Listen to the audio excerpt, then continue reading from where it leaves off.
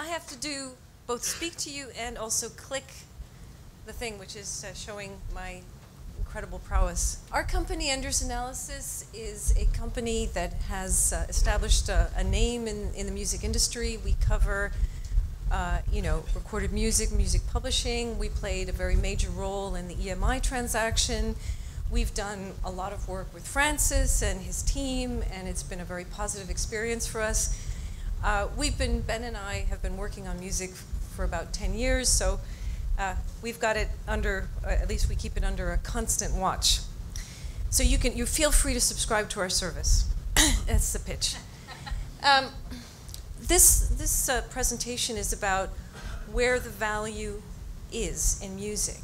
And I'm sure you'll appreciate, given the slide in the recorded music numbers that we've experienced over the last decade, that value has shifted away from the content itself to the technology, the layer, the user experience, and there have been some very, very important innovators in that space. Apple, obviously, but of course there's also Spotify, Deezer, and so forth.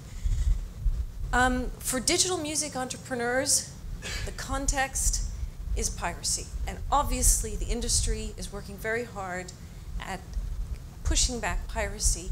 That is a very market-specific phenomenon, the success of those efforts. France, people say, has turned the corner. The UK, we have yet to see anything around the DEA. Spain, etc., is mired in piracy. So piracy, the combat against piracy, is what the industry is doing to roll back the principal threat to legal music consumption. But again, those efforts are long and will take time, and they have market-specific successes. For digital music services, I think it's a fact that Apple is the outstanding winner for digital music. It innovated in 3 ways: software, the hardware, and the store. Those 3 things are is where the user gets his value. He can upload his CDs, he can manage his digital music library. Buying music is a very, very small part of it. And for Apple, music is a very small part of its overall revenues, less than 3%. So it has profited or used the content to build a layer of value that has allowed it to make lots of money from iPod sales, and now obviously also the iPhone and apps. Google Music is coming along as an iTunes clone. In our opinion, with Google Music serving the Android base, iTunes and Apple serving the iPhone base, our view is that it's not a great place to enter, because unless you're prepared to make that level of investment in terms of creating something that really does hit all the buttons, then the download space, we think, is challenging. The success factors for digital music services, and here now I'm going to be talking only about streaming music services. Well, first of all, as our host reminded us, there is venture capital to invest in music, and there has been a lot of investment in music, and as he pointed out, there seem to be no real barriers to raising money for successful digital music ventures. However, there are also digital music services that fall flat. Recently, Boink went into Chapter 11 in the US and apparently owes debts of up to $500 million, we're told. So getting the capital is one step, but in our opinion, the key thing is to get the market entry strategy right. I have to say also that there are a lot of competing choices for venture capital. So music has to produce that much, it has to compete with other uses of venture capital. So music has to make a very strong case for itself to win venture capital backing. Funding minimum guarantees tends to be a very onerous thing, more so when your business is terribly innovative. For example, Boink is a case in point, because we're told that it had to put up about $200 million in minimum guarantees because naturally its business was new and different. Spiral Frog, another company that failed and disappeared, also had minimum guarantees. There are a lot of businesses, digital music businesses, that are very recognizable and that don't lead to these very onerous levels of minimum guarantees. Our view is also that first mover is often a key advantage. That's true of all internet-based models. If you look at Facebook, blah, blah, blah, first mover advantage is very key, and that means you have to be very well funded to drive your expansion. It's one of the key success factors for Spotify. I know we're going to hear a lot more about Spotify from Ken Parks, but I'm just pointing it out that financing and having the financing to take you through those years of development, launch, and building scale is really key. I think quite a few services fail because they haven't thought ahead about the scale of the investment that's required. It's not all easy. We think that smartphones are a tremendous opportunity for driving digital music adoption. We have, our forecasts see smartphone adoption rising to about 75% in Western Europe by 2015. Obviously, there are markets that will be moving at different paces, but the point is that smartphone adoption has been a key driver for music streaming services and also for telecoms partnerships, which in our view are a key channel to market. So in other words, if you want to launch a digital music service, you have to be thinking not only about the service itself, but also about the channels to market, as well as the marketing that's going to be required to get your message out there. Access models are more difficult for the consumer to understand than ownership, and ownership is what most people know. When you're looking at your, we present our stuff in this way, we think of music as in a continuum of interactivity. So for example, push music services are radio, pull is obviously ownership. And push services tend to be mass market. For example, here in the UK, 92% of people listen to radio, commercial radio. So push formats actually suit a lot of people. And the digital music experience that we've had in this country and in other countries also shows that webcasting in and of itself is a very attractive proposition. It's lean back, just like TV. So there's a lot of activity in the webcasting, I'd say, the interactive webcasting area, that is, smart webcasting, smart radio like Pandora, We7. Licensing conditions also favor it. However, the revenue opportunity is a difficult one because it has to be advertising supported, because commercial radio is advertising supported. Obviously, there are a few exceptions in the US, but the point being that advertising-related revenues on the internet are very difficult to raise for the simple reason that Facebook produces an enormous amount of inventory, driving CPMs down. You also have costs associated with an advertising-supported model, sales teams in particular. Of course, you can choose to sell through networks, but networks have lower CPMs. So this is a sort of discussion that you need to think to yourself, okay, where am I going to sit on the interactivity spectrum, and what is my model going to be? If you go towards on-demand streaming, the consumer has a tendency to value that pull service, and so he will pay to some degree. It's also an opportunity for third-party bundling. These are these telecoms partnerships that we're talking about, which have, as we've said, are a key channel to market and where you need to really think. Now, Pandora, obviously is a major success. And so we thought it'd be interesting to look at how it's made its model work. Well, first of all, it's in the biggest market in the world, the US, in terms of music. So, the US obviously simplifies things a lot. If you have a success in the US, you have scale.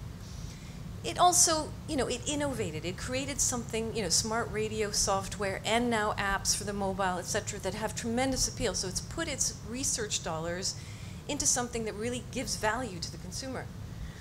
It's done extremely well. It's on the verge of an operating profit, which is extraordinary.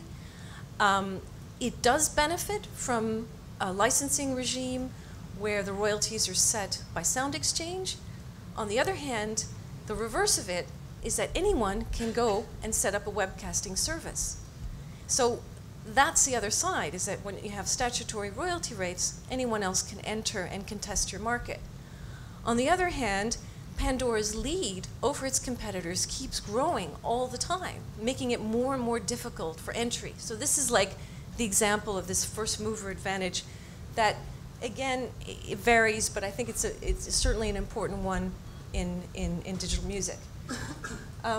If we think about Europe, well, Europe has the same sort of, roughly the same population as the US, but of course, we're talking about 27 member states of the EU, then there's Norway, etc.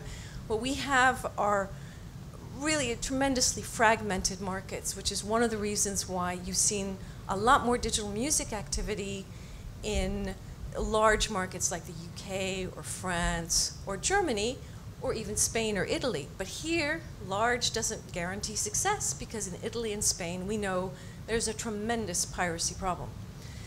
In other words, the only thing that really works is the free music service or free to the user. You've got to adapt to language. You know, music is very cultural. There's international repertoire, local repertoire. You have to have teams. All this means that you may not be looking at Portugal as your first choice. You'll probably be looking at Germany, which is, you know, obviously the single largest market, but also it has other features. It's uncontested for digital music, etc. I think that local brand is very important. Spotify, for example, has not had a good time in France, mainly because Deezer is, you know, has pursued a kind of local music agenda. It's a local brand, it's locally owned, etc. So you've got to beware about just thinking that Europe is just one kind of, you know, homogeneous market. I think there's also complexity around licensing. I'm sure that Francis has done an awful lot to simplify licensing, but the fact is that, you know, there are destination tariffs. You have to take into account the complexity of a very, of just so many different licensing regimes. Things to keep in mind when you choose the market you're going to launch in. Spotify, we're just going to mention this in passing because how can we not mention Spotify when we're doing a market overview? Obviously, it's had considerable consumer success. It's had no difficulty in raising funds to support its expansion. In our view, the key success factor was a smartphone app because people have always valued mobility. It's also very attractive to telecoms companies because obviously, when you sell someone a data plan, you're selling them a data plan to consume content, and what better content for them to consume but music? So music, you know, if you look at Orange, Deezer, or Spotify Telia, or, you know, Spotify's obviously concluded a lot more partnerships than those, but these are very key success factors. They give you a channel to market. You can go into any Orange store here, and the salesperson will even tell you what Deezer is because it's in the front window. So you gain access to a very key channel to market. In our view, you can't really be thinking about a digital music service without thinking upfront about the partnerships that you can conclude. Obviously, Spotify is still on its way to break even. Might even be an IPO in 2012. Who knows? Just to go back to these telecoms partnerships, mobile has a very strong appeal because, as you know, music is very individual. A person's phone is very individual. A person's music tastes are very individual. So we think that the mobile data plan partnership channel to market is a really powerful one in terms of both identifying the music fan and giving him something to spend his data on. Also, you gain access to, for example, Telia in Sweden is the leading mobile network operator. Orange here is the leading mobile network operator. I mean, there's scale, and you can pick up subscribers incredibly quickly. Deezer picked up over 1 million subscribers in less than a year in France through the Orange partnership because Orange marketed the service, it trained its sales staff, it made it accessible to the consumer. What is an access service to someone who has never had access to an access service? It's that kind of thing that we need to, sort of virtuous circle that you need to think about.